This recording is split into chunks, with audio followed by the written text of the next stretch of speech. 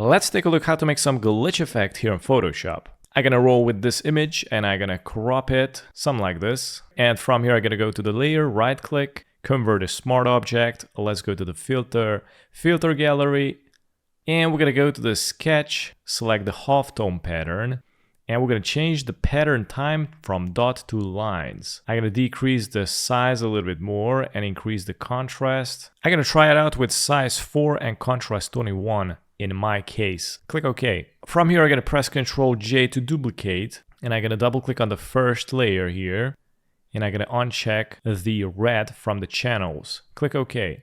Let's go to the filter, stylize, and let's select the wind.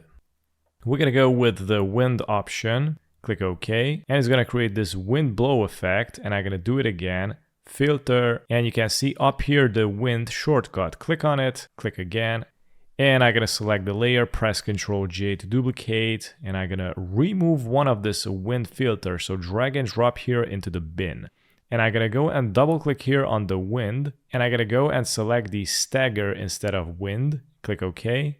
Yeah, check that out. So right now it's too much distortion going on and barely can understand what is going on, and we're gonna need to simplify it a little bit more. So I'm gonna double click on the first layer, check the red and uncheck the green and the blue. So now we got more clearance going on, click OK. I don't like how the nose looks right now, so I'm gonna select the smart filter here, click on it, and let's select the brush.